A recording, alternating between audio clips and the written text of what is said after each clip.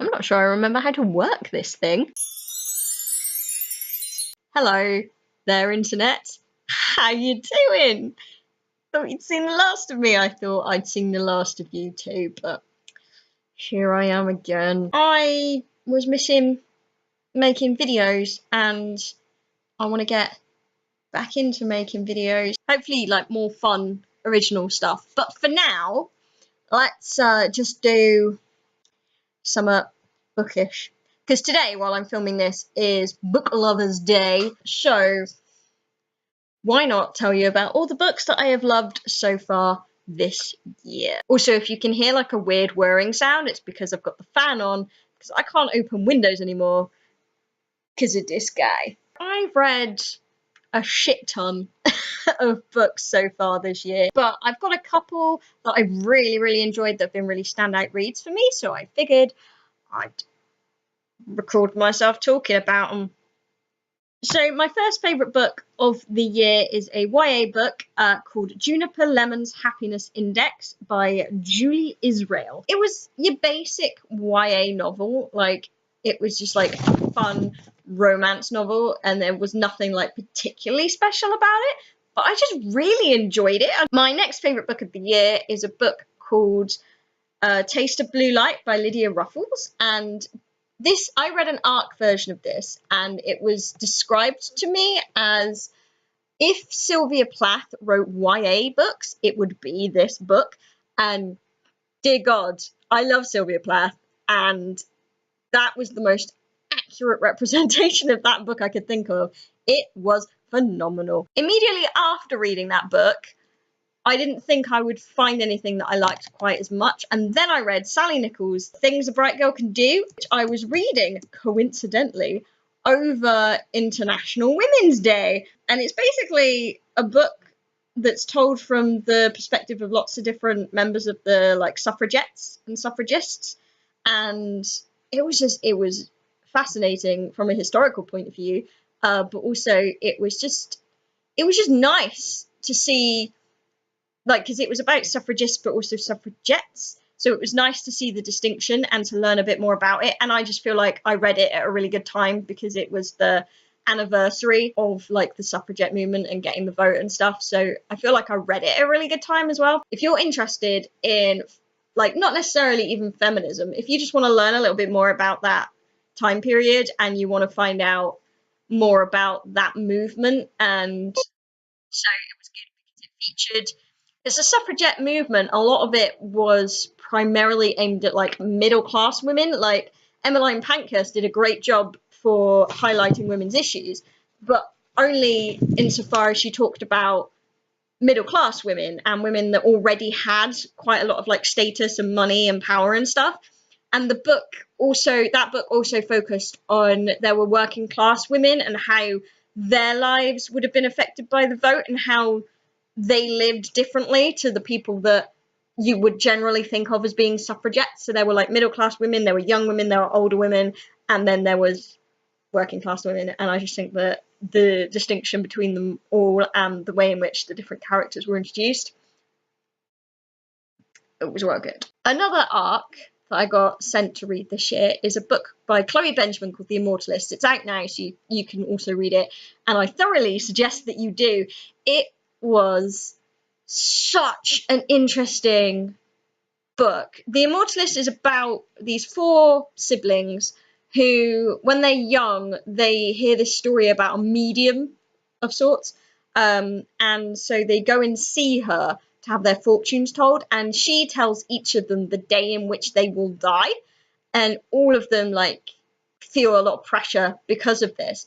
And then it's weird because the book is basically then split into 4 parts, and it follows each of the siblings and how they react to that news. And it's kind of a discussion of, were they always predetermined to die on those days, or did they die on those days because they knew that and they lived their lives in a way in which that was going to be obvious? Like, one of the kids is told he's going to die really young, so because he's told he's going to die really young, he drinks and he takes drugs and he takes risks and all of that, and then he does die young. So it's like, did he because he was always supposed to, or did he because he was told he would, so therefore he tried to cram as much in as possible, and it led to really interesting. So if you like moral debates, The Immortalist. A book that I loved was A Darker Shade of Magic by V.E. Schwab. I don't know why it's taken me so long to read one of her books. I've had all of them like on my Kindle forever, and then I was just scrolling through and I was like, you know what, I'm gonna give this a try. And dear God, the first book is phenomenal. I haven't read the other two in the series yet. I've read a lot. I've tried to read a lot less YA this year. I've read like autobiographies, and I've read fantasies, I've read a graphic novel, I've read like more contemporary, but a YA book that I did really enjoy this year was Renegades by Marissa Meyer. I've not read any of her books before, but a couple of booktubers that I watch had recommended her book Renegades, and it's basically about people who have superpowers, and there are like the anarchists who are the bad guys and the renegades who are the good guys, and it's kind of like them fighting each other but also like working to get like it's just a very interesting book, and it's got some twists and turns in it, and the characters are great, and I'm with the Avengers and everything this year, I'm just like really into superheroes, and that book was just good. So, and there's another one coming out soon, and I'm very excited for it. As well as superheroes, apparently I'm also into mermaids because I'm currently reading Orabelle by Laura Dockrell, which is about mermaids. But earlier this year I read When the Surface Breaks by Louise O'Neill. I love Louise O'Neill. She is fabulous. And When the Surface Breaks is like a retelling of The Little Mermaid, and it's just, I loved it so much. You okay there, hun? What are you doing? Kylo, what doing? I think perhaps my favourite book, maybe, that I've read this year is a science fiction book that I picked up on a complete whim, and that is Station 11 by Emily St. John Mandel. Can't even tell you what Station 11 is about. It's such a complex plot. It's just, basically it's really good, and I recommend it thoroughly. It's probably my favourite thing I've read so far this year. Sticking with sci-fi for the minute, I started a sci-fi trilogy this year that I managed to literally complete. I read all three of them straight off, and that is the Illuminae trilogy. For my birthday last year, I bought myself Illuminae and Gemina with a book token that I was gifted. And these are told files and like redacted bits, and you know, like this. It's like the layout is really cool. It's by Amy Kaufman and Jay Kristoff. I really like Jay Kristoff's books. Nevernight, that's like a great series. So I read Illuminae and then Gemina, and then the library had Obsidio, which is the third book, and so I read all three of them off the bat. It was really good. I liked all of it a lot. I particularly liked Aidan, the sassy computer. A lot of like critics and stuff have listed a book called Lullaby as being one of the best books of 2018. Lullaby is by Leila Slimani. She's French, and it is a French novel that's translated into English. I have read 2 novels so far this year that have been translated into English, so go me. Lullaby is a story that is told backwards about a nanny that murders the kids that are in her charge. And these kids are like from a really nice middle-class background. The nanny seems great. The family seems great. And it basically, the book opens with this horrific murder, and then it works backwards and like shows you like how it got to that point. And it's so good. It's really it's really small. So it's like one of those books that you can read in like a day, but so creepy, and it really sticks with you. It's just like, it's one of those books that like once you started reading it, you can't not think about it. So if you're into your thrillers, that's a good one. Finally, my final favourite book I've read so far this year is a World War II novel called The Nightingale. You're not a nightingale, are you? No, you're a cockatiel. You're a cockatiel. You're a very cute cockatiel, though, aren't you? Yes, you are. You are cute. Nightingale, which isn't about this guy, is a World War II story about two very different sisters and what they do during World War II and like how the war kind of affects them. And I am a big fan of wartime stories. It's one of my favorite parts of history to study. I think it's really like socio-politically, economically, it's just really fascinating time.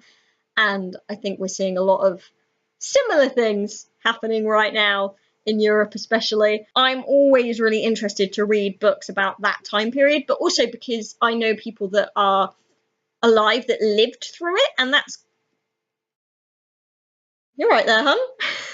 And like when it comes to history, it's always really difficult to find people that actually were there and experienced it that you can talk to. So I'm endlessly fascinated by that point in history because I can talk to people about it. But one of the things that I love the most with wartime books is books that aren't set in the UK, because in the UK we are taught literally only that we were the good guys and we went in and saved everyone. Isn't necessarily true, but I love reading about World War II from other countries' perspectives. And The Nightingale, which is by Kirsten Hanna, is set in France, which was an occupied country. The UK, well, bits of the UK were occupied, but mainland UK wasn't. And it's basically the story of these two sisters and what they do during the occupation and how it affects them both differently. So you have the younger sister who is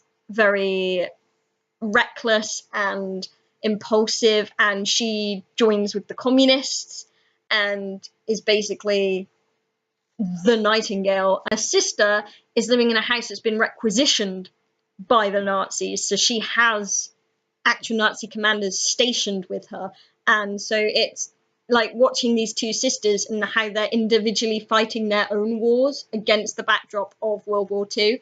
And it's just like literally I was reading it and I was just like, if this situation happened again, if there was a world war and I was living in an occupied country and I had people around me that were being persecuted, what would I do? Found myself thinking that a lot when I was reading it. So yeah, that just made it very interesting. And it was a lot more intense than I thought it was going to be, because I kind of thought it was just like a nice YA novel about war. But it's so much more than that. Did you enjoy when I was reading those books, Kylo? Yeah, that's good. Hopefully Kylo and I will be uploading more things to this channel.